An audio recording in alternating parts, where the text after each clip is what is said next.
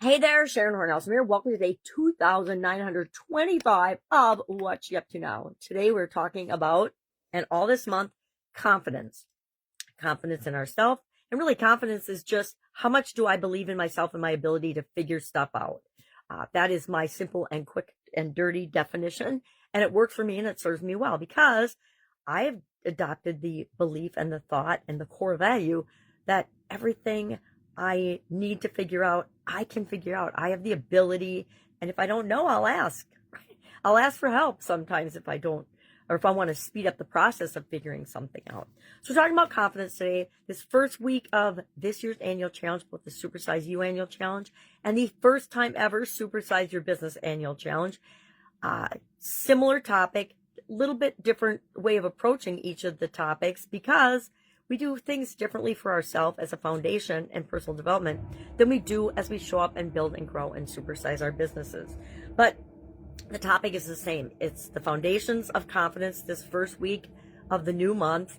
And yesterday we kind of did an audit and said, well, where do I feel like I am in each of these different areas, either for business or personally, on a scale of 1 to 10 with respect to confidence. And we're going to improve that over the course of this month.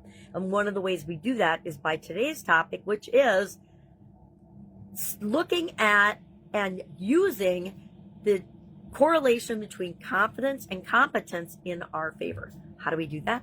By taking actions that we have success at that gives us more evidence that we are able to do things and able to do more things, which increases our confidence and creates like a flywheel or a loop of success, right? Nobody succeeds by faking it, right? You can fake it and put on airs, but people can sense and see right through that. They know if you're full of what or not, right? Me included. You guys know if I'm talking about something and I'm like winging it and I'm kind of crazy and I'm not 100% confident in what I'm talking about.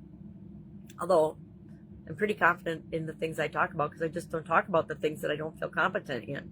That's my loop. Or the things that make me feel bad are not the things that are for me or for me to talk about or work on. So I don't, right? We get to choose and create what we want in our business, in our life, in our reality, etc. So talking about that loop today, and then we're thinking about picking a skill, maybe something that we haven't looked at, because it intimidates us. We're a little bit afraid of it. It's outside our comfort zone. That's how I am with AI. I say it's because I think it's taking away our humanness, which I actually do, but it doesn't mean that I still can't acquire some ways to use it to make me a better human being and to help me be more of who I actually am, and just automate the things that I would hire somebody else to do anyway, because I don't personally have to be doing them. I have to make my own videos. Here's a very prime example. But once I create this video, I do not have to be the person that does all the processing and all the disseminating and all the handling. Obviously, I don't edit my videos, so don't have to have somebody to do that. But if I can find ways to automate some of that and save myself some time to be doing things that I'd much rather be doing that help me to be more competent and have more confidence in other areas and aspects of my life, absolutely, positively sign me up. It's like delegating housework or hiring somebody to do certain tasks for you around the house. If you have already mastered them and you don't need to do them anymore, why do you do them? I mean, we got to all brush our own teeth, right? There's certain things that are basic that we have to do for ourselves. You know what? You can even turn that into a skill building thing. I do affirmations while I brush my teeth.